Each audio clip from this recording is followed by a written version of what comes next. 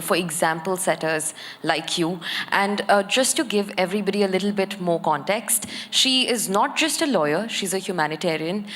She is also a women's activist, and she does not only work for equality, but she also works heavily against racial abuse. A lot of cases that we keep seeing in Delhi. So I think a chat with you is as relevant as it gets. Thank you very much. Thank you for having me here. Yes, ma'am. Ma'am, the first thing that I want to understand, now we have you at the intersection of not just gender, race, but also legalities. You have a proficiency in legalities, but you also understand what racial abuse is like. You have been a shoulder to women, who have faced abuse in their life, who faced inequality in their life. We say that India has some of the best laws when it comes to women and to support women against atrocities. Where do you think the gap lies? Is it the law? Is it the legislation, the execution, or is it still the minds of the people? I would just like to flag out two things here. First of all, the implementation part. Of course, like you rightly said, that we have the best laws in the country. But then why crimes against women are still happening? Why it is not stopping? The more laws you have, in 2012, you know the Nirbhaya case, when then later on, thereafter, they have constituted a Justice Verma committee. And we have amended the rape law. But still, the number of rape cases and crimes against women are still reporting. So that means we need to see that there is a gap of the laws that we have, the legislation that we have, the provisions that we have, but still in the implementing part. And also, of course, the prosecution. I will be very frank in this. Prosecution is very weak in our country. So I think there are a few things that needs to be addressed. Ma'am, also, just to understand, when we speak about equality, of course it's cerebral, but we also just heard that the legal spaces, especially when it comes to education, they are dominated by women candidates. But why is it that when this number gets converted into actual courts, the number doesn't remain the same? In actual courts, in actual judicial system, women then get outnumbered by men. Yes, of course, this is very unfortunate. I just feel that for more than 1,000 of years in our country, women are being suppressed. We do talk about women, we do talk about women empowerment, but I think when it comes to practical, when it comes to reality, I think the voice of women are less represented. So we are not given that opportunity. I still feel that male still dominates, the entire institutions. For example, in elections, let me just bring into this. I would just say in Manipur context, when a male candidate is contesting an election, why would only women lining up to vote for male? I mean, if there were any female candidate, this is a big question. Would any female be standing there to vote for female? I have a very big doubt about it. So I think this has to do with also, sensitization with that we need to really tell women that you can do it. But the problem is that we have been, when you say, women cannot do it, you are a weaker section. So we are made to believe that in a patriarchal society like ours, the women are supposed to be only, below men. That you cannot come up, and then you cannot be the decision-making, in the decision-making process. So I think all this has still ingrained in us that we women also sometimes, we're patriarchal ourselves, So I think from this, we need to, come out of this. Ma'am, in fact, that was a great answer. But I also want to understand now, how do you think India's idea as a community, not just a country, but as a community, how do you think our idea of equality has evolved? And of course, you are free to talk about the legal space, but I also mean generally, since you've been around so many survivors, you are in touch with what is happening. We here are the privileged ones. I'm not saying that we won't have these problems, but we definitely don't have it as bad as a lot of women. And most women are not as privileged as the women sitting in this room. So what do you think? Has India's understanding of equality evolved, or is there a lot more scope? I think, yes, I cannot say that things have not changed. Yeah. Because as a young woman, even I would say over 2 decades ago, the police were not even, sensitized. They used to smile when a woman is coming to the police station. But I felt that things are changing, actually. And also, I do believe in the young minds and the younger generation that I'm sure things will change. But as far as now the present time is concerned, yes, there needs to do a lot of things. When you are talking about crimes against women or women empowerment, it should not be amongst women. We have to start talking to men. Men should get involved. Men should also come out on the streets. If there is anything injustice is done to women, it should not be only women talking about themselves. It should not be only women fighting for justice for women. But I think it is also men should be involved. Yes, of course, as you said, charity begins at home. So in the family, it should not be boys. Parents also has to start the work of telling the boys, the siblings that, it is only not women who should be being in the kitchen, who should be doing the household chores, but also equality. That means it starts from home, and I think this has to be taught. We tend to think that, okay, in the syllabus, for example, or in schools, but I think the most important thing is that it has to start from home, where boys should be sensitized. We're honored to have you here, and we hope you enjoy the rest of the evening. Thank you so much. Thank you. Now we're going to welcome two very special guests who are with us. Aparjita Singh, a senior advocate, Supreme Court of India. She began her career in 1997. She trained under India's top legal minds and has represented landmark cases including the Upar fire tragedy, Delhi air pollution, and defended legendary actor Dilip Kumar. Designated a senior advocate in 2019, she embodies conviction, courage, and commitment through her work. And we also have with us Diksha Goswami, again advocate on record, Supreme Court of India, with over a decade of representing the state of Assam and Union of India. She also advises private clients, provides free legal aid through the Supreme Court Legal Services Committee. Sharp, principled and precise, she continues to shape justice at the highest levels. Thank you to both of you, and this is a conversation that's going to be moderated by my colleague Rhythm. Thank you to both of you for coming. It's wonderful to have a panel finally with two people who've been escaping coming on Republic TV for the longest time. But other than the jokes, I want to tell our viewers and I want to tell everyone, there are places of power in the parliament, there are places of power in politics, and then there are places of power in the highest courts of the country. And I think you represent a space in that arena, which we're going to talk about. It's very easy to speak about what we've just seen. Aparjita, for you, you're a senior advocate in the Supreme Court. You've been in pro bono in the Upahar case, the Neelam Katara case, representing some big names. And you've always been working with precision, with directness, and with a lot of hard work. When it comes to you, Diksha, several very big cases that you've been a part of, the NJAC case, the Triple Talaq case, you're representing and a part of the Standing Council for the state of Assam. You've also represented the central government, the Maharashtra government, and also the Arunachal Pradesh government. We want to understand from you how it is to navigate being a part of these governments and also working as a woman lawyer. So that's the first question I'm going to ask both my guests today. Aparjita, I begin with you. In a place that is male-dominated, the Supreme Court of India, when is it you felt for the first time that you were being heard and respected? Frankly, right from the beginning. So my journey, if I can describe Please. I don't have a legal background, you know that. So when I passed out from Campus Law Center in 96, sorry. And I just, during our times, there was no cell phone. So 197 I dialed, and I took the number of Mr. Gopal Subramaniam, and then I called his office.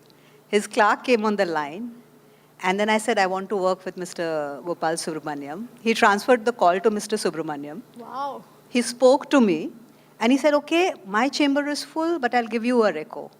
He called me the next day, I went there. He gave me a reco for Mr. Dholakia, whom I joined. Okay. Again, Uday Lalit was my second senior. I saw him arguing in court against Mr. Dholakia, and I realized this man is so calm, he speaks so nicely, and he's so, dignified. And he was an advocate in record. So I went and spoke to him after that. He said, join. Same with Mr. Salve. I saw him arguing one of the river dispute matters. I thought he was the Solicitor General, and I thought he was wonderful. So I just went and asked him, can I join you? And he said, from tomorrow. Wow. So I never felt like a woman, and I never felt that my gender was a problem when I entered the profession. So I asked the same question to you, Diksha. Traditionally male-dominated. How is it your journey was, and did you have backing? How did this come about? The first question: when did you first feel heard? So I think Aparjita's answer, I can happily adopt it. The amazing thing about these corridors of justice is that even when you come without a legal background, if you're ready to put in the hard work, there's always space for you. And I think that goes true for any field. So I remember, of course, for my first internship, I had I had to wait almost a year before the first office accepted me. But after which I realized, if you show that you're ready to work, all doors open for you. So my first internship was with a litigation firm. After I worked a few years, they absorbed me when I joined the profession. And I went to the office of Mr. Rohtagi after the litigation firm. And he was the former Attorney General. He's the former Attorney General and top practitioner. What I realized is the same story as Aparjita. I requested, after I'd worked 2-3 years in Parekh and Company, I went and I requested, sir, if I could work with him. And he said, maybe you should do the High Court first. And I said, sir, I'll go back to that if you give me an opportunity. And once I joined him, then, he started depending more on your work. And the result is that if you're ready to work, I think all doors will open for you. That is a message I think any, a new lawyer can take from us. It will not matter if you're a girl, you're a boy, the doors will open if you're ready to work. No, that's well said. Then our next question I ask you, Aparjita.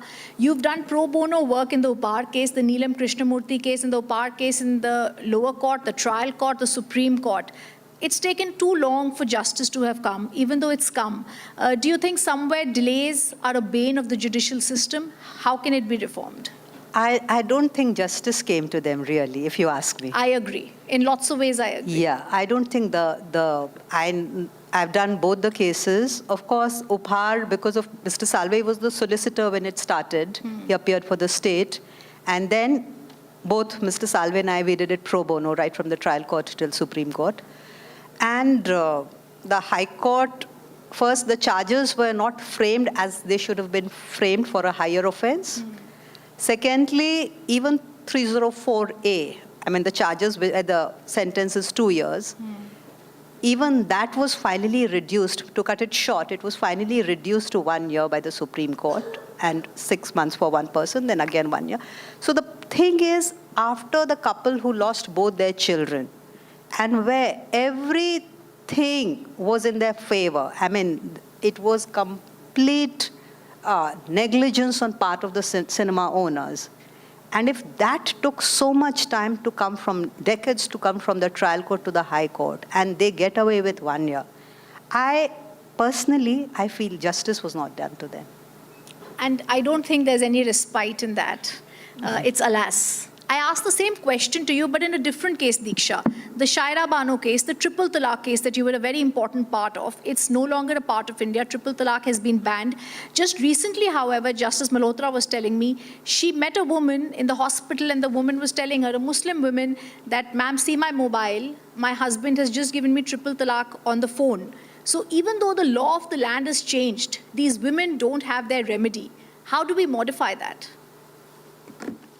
See, law is one aspect, and then interpretation and implementation of law is another aspect. Of course, change has to come from the society. And as far as these customary, because each religion has its own, we still don't have a uniform civil code which is implemented effectively.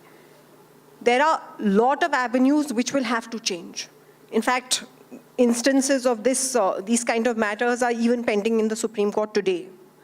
And even after law is declared with respect to them, how the society will slowly evolve will have to come from us. And that I speak not just as a lawyer, but as a woman. We will have to stand up for our rights. We will have to take up these cases one after another. And the change will have to come from us. All right. On that note, as I thank you both for being here, I say we are seeing a lot of achievement, but it comes with years of reading, years of looking at citations, years of research, and I congratulate you both for being here because you're keeping a check and balance on the Constitution, not only watching it, but also interpreting it. Thank you both for being here. Thank you so much.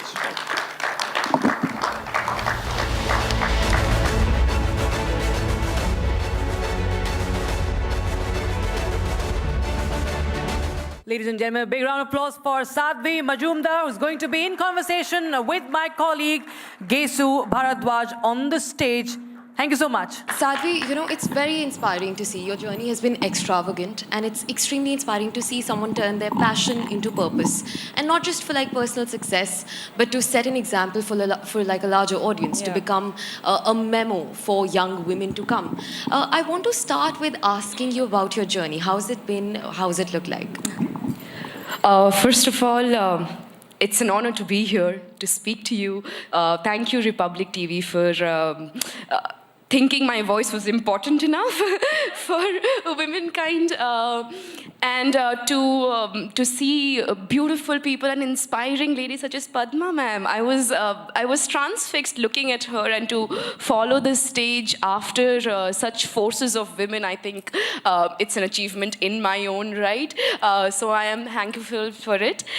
I know that you've studied dance. You thoroughly understand it, you're born with it, and you've embraced it for the life to come, right? And I think you're going to do it further also. Yes. How do you think that dance, and a form of expression especially, becomes a catalyst to women empowerment? You know, especially in a time when women can only actually prove their empowerment through expression, through resistance. And I think dance is a culmination of all of it and more. So, I've started with the classical dance form of Bharatanatyam. That is my forte. There is a book written on Indian aesthetics and dance language called the Natya Shastra, which is 2,000 years old. And it is one of the oldest ancient texts written. And in that, it's written that, you know, how you can dress to see costumes and music and stage and expression and abhinaya. While I started exploring the field of abhinaya, dancing and abhinaya in general, there's this one thing where we are told that we are too much, right? Women are too much. We have complex emotions, we are told. We cannot think straight, apparently. But ironically, that becomes an advantage in the arts of abhinaya and expression, right? Where this became like the only safe space where women could be too much, and that would actually serve for the better of you. So that was kind of a exploration and a learning and realization on my part, because I started dancing when I was 2.5, right? So it's a memory at this point. It's a lifestyle. It's not an art form for me. I cannot tell you what my life was before dancing. My mother is an artist, so I have grown up in a society surrounded by art and the environment.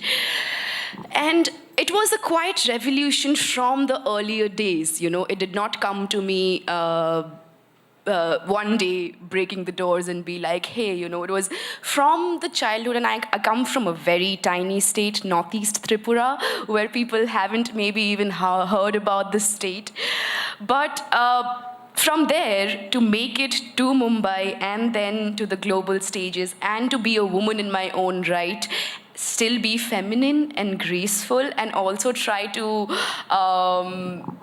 you know, forge a path where males dominate the spaces. I think it is even more important today to be more feminine and more graceful, because I think that is our power, and that is how we will rule the world. I have a feeling that we can do everything a man does better and in heels. That's the only difference. That's all. Definitely. In fact, I also want to understand. So, social media is not entirely what your job is like, No. but it is a huge part It of is, what you do, yeah. right? Even the fact that women would put themselves out there on social media, it's very common for everybody to face some or the other sort of mockery from peer groups or from relatives when you start venturing onto social media for the first time.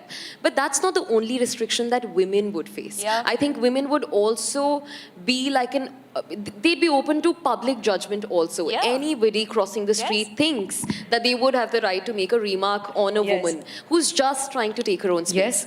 So tell me, how do you deal with things like these? And for women who would want to start or venture into performing arts like you have, especially on the digital space, it takes time to grow, and that time is full of mockery. How do you cut that noise out?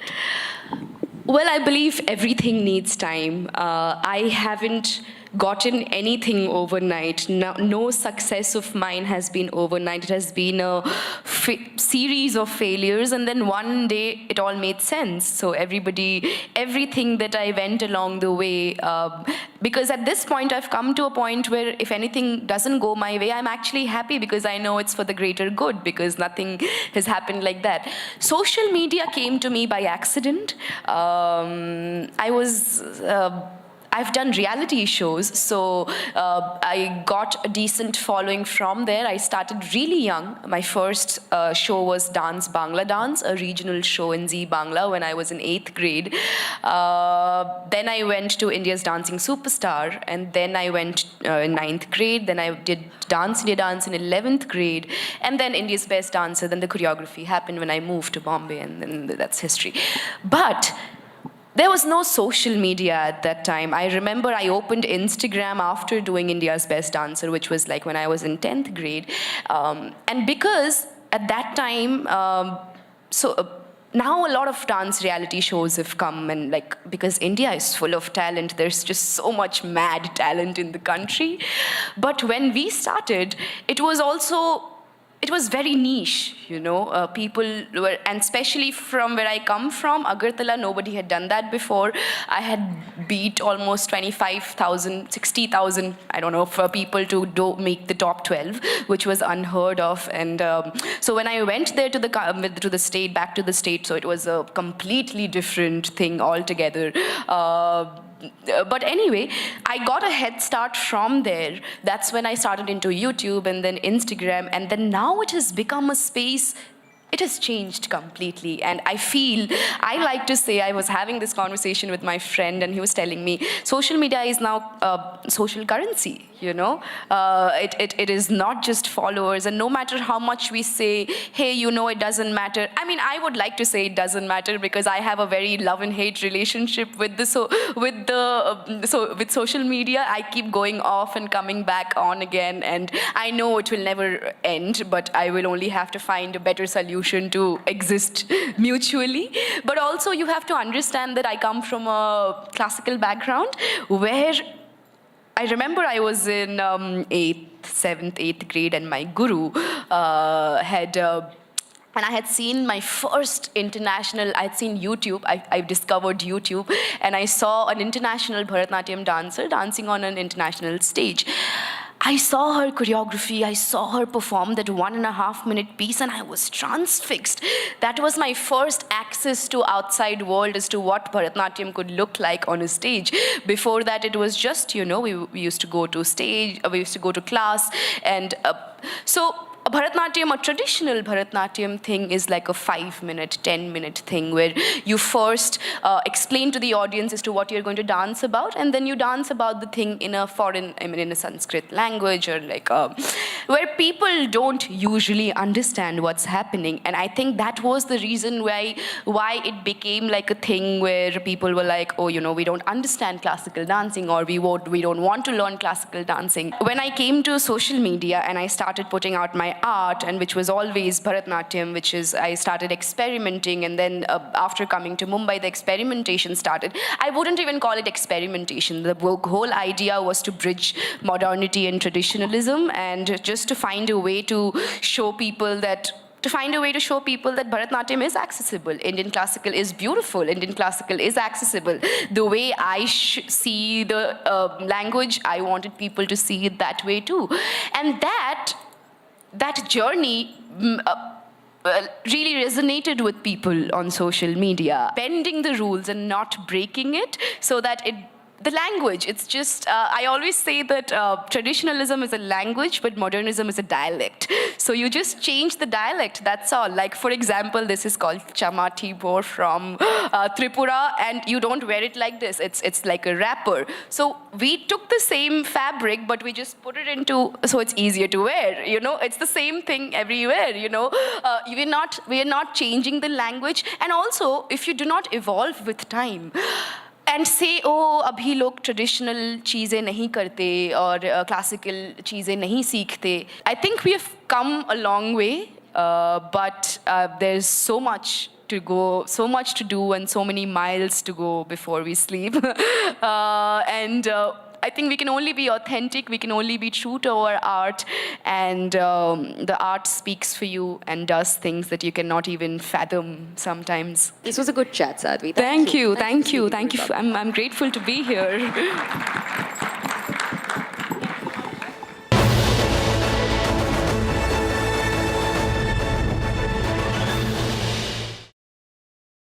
चमकी चाट से क्या बना है? आलू चाट या fruit चाट? स्वाद बढ़ाए चमकी चाट। क्या बात है? स्वादिष्ट पकोड़े और फरसान, अरे चमकी चाट है इसकी जान। असली स्वाद सिर्फ चमकी चाट।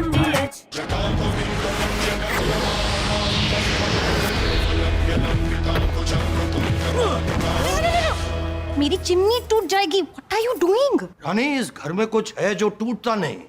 ये पिलर कभी नहीं टूटेगा। रुंगटा स्टील टीएमटी से बना। रुंगटा नहीं तो घर स्ट्रॉन्ग नहीं। रुंगटा स्टील टीएमटी बार एकदम सॉलिड। थोड़े में ज्यादा स्वाद, यही तो है इसकी खास बात। वाओ मामा, क्या स्वाद है? अरे मेरे राजा, सबका राजा और मसाला।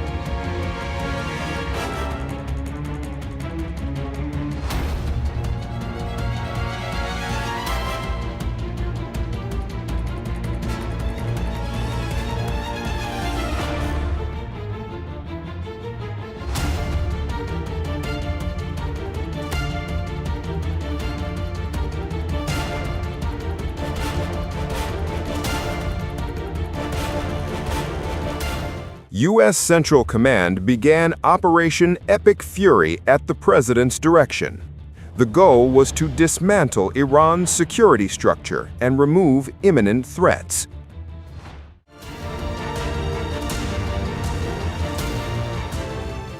Targets include command centers, missile facilities, air defenses, and key military infrastructure.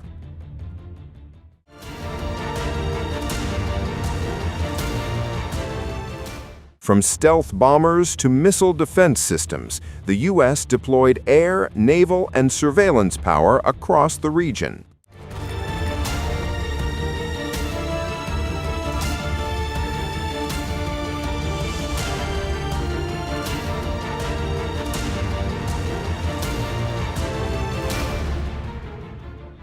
These actions are right and they are necessary to ensure that Americans will never have to face a radical, bloodthirsty terrorist regime armed.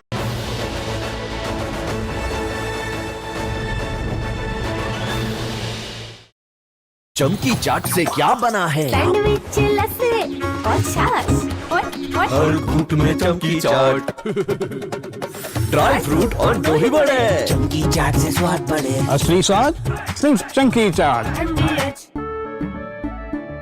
केसरिया से मन जोगी हुआ रे, दिल झूमे देखो मतवारा हुआ रे। केसरिया से मन जोगी हुआ। हर पल मनाओ केसरी त्योहार। विमल, बोलो जुबान Kesari.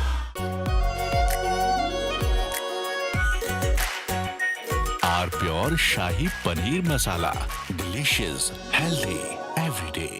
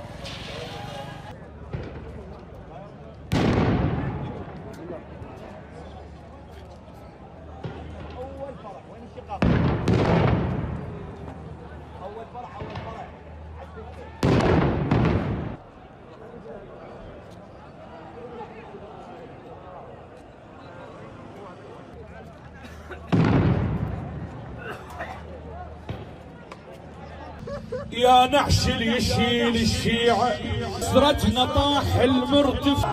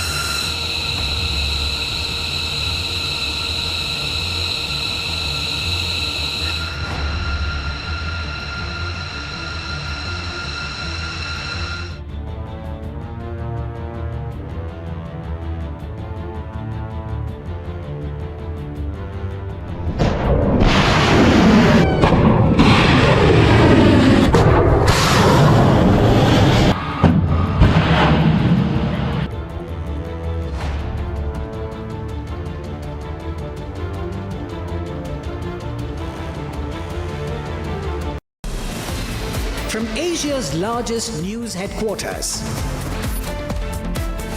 setting the agenda for Bharat.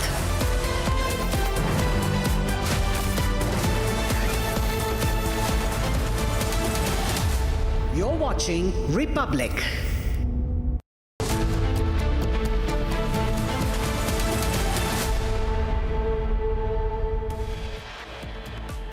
U.S. Treasury Secretary Scott Bessent warns Iran, says tonight's bombing campaign will be the largest against Iran. U.S. intensifies warship build-up amid a war investigation. Reports suggest the U.S. to now send its third aircraft carrier to the region. India issues first statement on IRIS Lavan docked at Kochi port. External Affairs Minister Jaishankar says India decided to help on humanitarian grounds. U.S. intensifies warship build-up amid war. Reports suggest U.S. to now send third aircraft carrier to Middle East.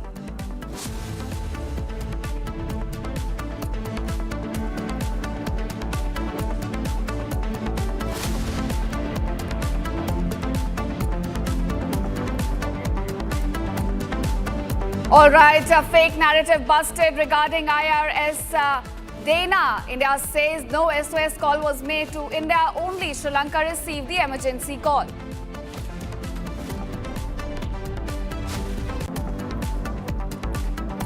Iran tweets a picture of a ballistic missile resembling nuclear bomb, warns consequence will make regime desperate. TTP continues its attacks on Pakistani forces, targeting 7 districts in the last 24 hours.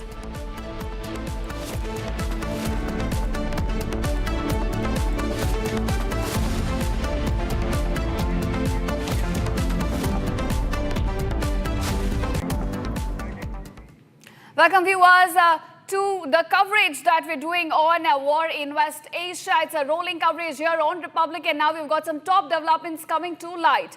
Now, Iranian Shahid drone has exploded out of Dubai International Airport after being intercepted by the defense system, and this comes amid these strikes that have been continuing by Iran. Dubai and its long-haul carrier Emirates now says will resume operations after the Iranian attack. Now, those are the visuals on your screen. This is where the Shahid drone sent by Iran, in fact, was intercepted, and then this led to an explosion at the runway of the airport. Visuals coming from Dubai airport, but the airport and the airline now says it will resume its operations after the Iranian attack. Now, viewers, this comes right after Iran said that Arab states, in fact, are its friends, and they will be targeting their attacks on only U.S. assets across the region. But what we're looking at is another attack on Dubai International Airport by Iranian Shahid drones. All right, viewers, that's the latest we're getting in. Longer haul carrier Emirates now says all flights to and from Dubai have been suspended until further notice. This comes after the attack. Viewers, that's the attack that took place at the airport on your screen. This Shahid drone, in fact, exploded at the Dubai International Airport. And now the long-haul carrier says all flights to and from Dubai have been suspended, which means that's a big impact on the air traffic. Now, due to the war in West Asia, we're looking at suspension of all the flights from to and from Dubai International Airport. They have been suspended until further notice, which means when the operations will resume, there has been a no date declared for that.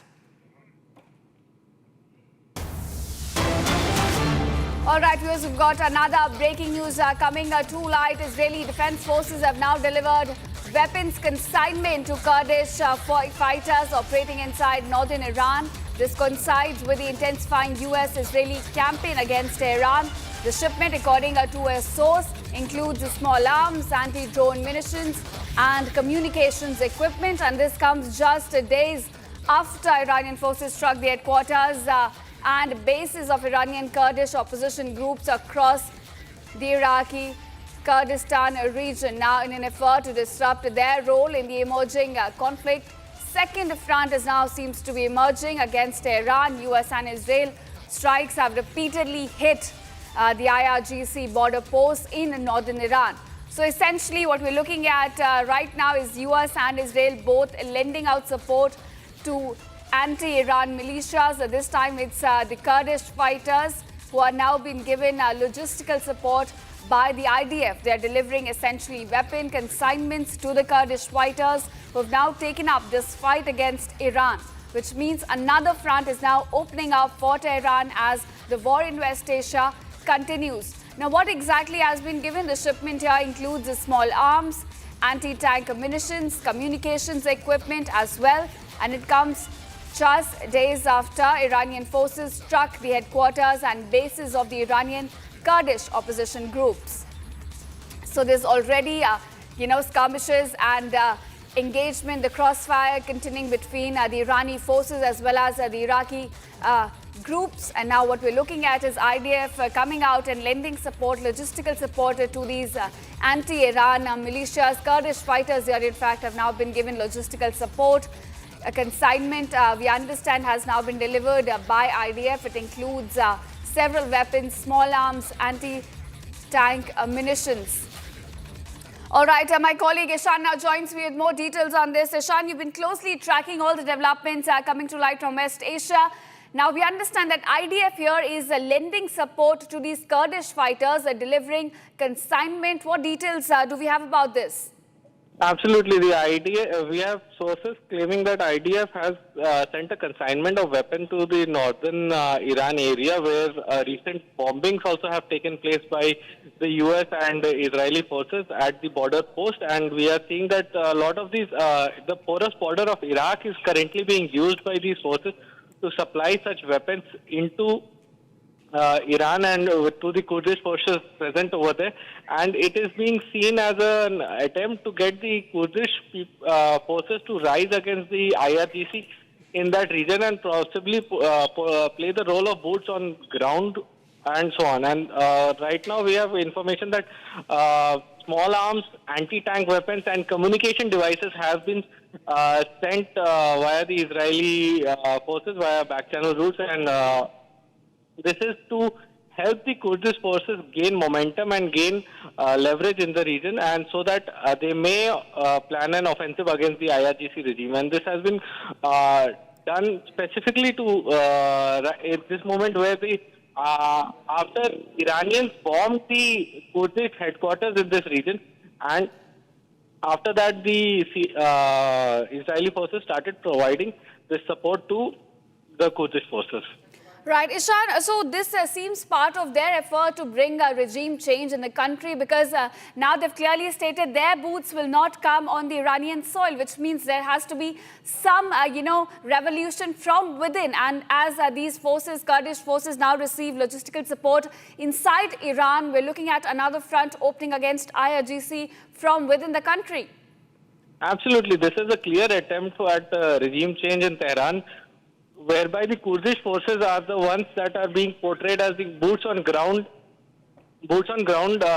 people to actually do the hand-to-hand fighting. This is we saw a similar process in Iraq as well, where the Iraqi when the campaign in Iraq was going on, the Kurdish forces were the primary ones to fund this, to be the boots on ground. And apart from that, the Assad regime was also during the downfall of the Assad regime, we also saw that the US and Israeli government used the Kurdish forces to effect the change on ground. And now we are seeing a similar pattern. But however, the Kurdish forces are wary of the fact that the United States has a habit of using them and then leaving them stranded. Now this time, they are wary of that fact, and we, as the news develops, we will keep a close track on the same. The Kurdish leaders have also given statements in support of the similar manner, and this time to effect a regime change in Tehran, the United States and Israel have started supplying and have contacted the Kurdish leaders to do so. Right, of course, there's another front opening for IRGC within the country. Thank you, Ishan, for joining us and giving us all those details.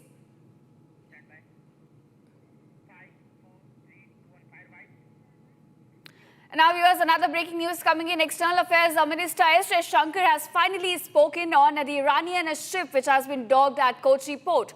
Now, the External Affairs Minister here said that India viewed the entire situation from a humanitarian perspective and did whatever assistance was possible at that time.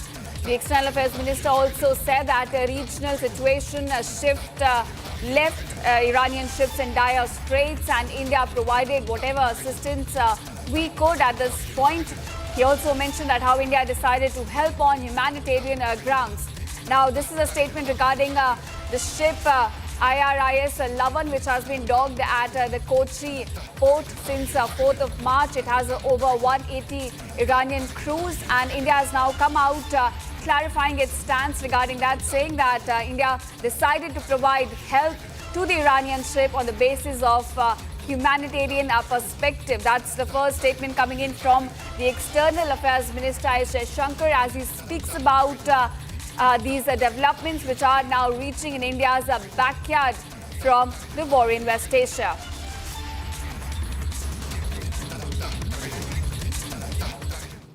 Now, viewers, S. Shankar also spoke about the Iranian ship docked at the Kochi airport. He said that the regional situation has shifted, left the ships in dire strait, which is why India decided to help on humanitarian grounds. He also mentioned that another vessel which had made a distress call to Sri Lanka had made no SOS call to India, in fact. Now, this is regarding IRIS Dana, which had been sunk due to an attack by US torpedoes. Now, there has been a debate going on regarding India's role in the Indian Ocean as well as what India did regarding giving help to the Iranian warship.